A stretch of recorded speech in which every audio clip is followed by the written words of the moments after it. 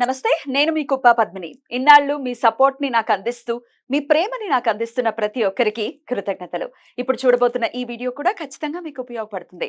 Like, share and subscribe చేసి మీ ఇష్టాన్ని, అలాగే మీ సపోర్ట్‌ని నాకందించండి. అలాగే ఈ వీడియో పట్ల మీ అభిప్రాయాన్ని కామెంట్ సెక్షన్‌లో కామెంట్ చేసి నాకు తెలియచేయండి. నమస్తే. నమస్కారం. రేపటి విశిష్టతని ఇప్పుడు చూద్దాం. రేపు 19వ తారీఖు మార్చి నెల 2025వ సంవత్సరం బుధవారం. శ్రీ క్రోధినామ సంవత్సరం ఉత్తరాయణం శిశిర ఋతువు ఉత్తరాభాద్ర కార్తె. రేపు పాల్గొన మాస బహుళపక్ష పంచమి తిథి రాత్రి 12:39 వరకు, తదుపరి షష్ఠి తిథి. విశాఖ నక్షత్రం రాత్రి 8:50 వరకు, తదుపరి అనురాధ నక్షత్రం.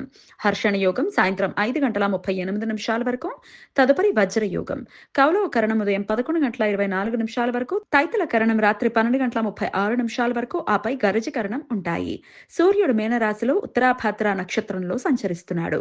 చంద్రుడు తులారాశిలో మధ్యాహ్నం 2:07 వరకు, తదుపరి వృశ్చిక రాశిలో సంచరిస్తాడు. నక్షత్ర వర్జం రాత్రి 1:17 నుండి 3:04 వరకు.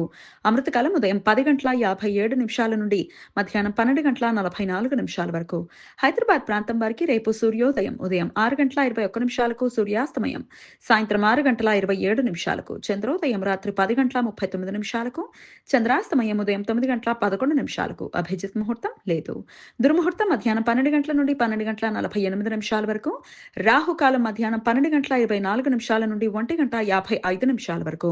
గుళిక కాలం ఉదయం 10:53 నుండి మధ్యాహ్నం 12:24 వరకు.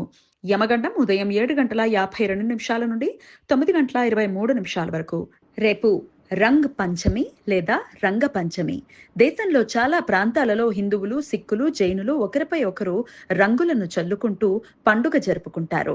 గాలి, నీరు, వెలుతురు, భూమి, ఆకాశం ఈ పంచభూతాలతో తయారైన ఈ భౌతిక శరీరం మరింత పరిపుష్టం కావాలని కోరుకుంటూ ఈ పండుగ జరుపుకుంటారు అని కొంతమంది పండితుల అభిప్రాయం.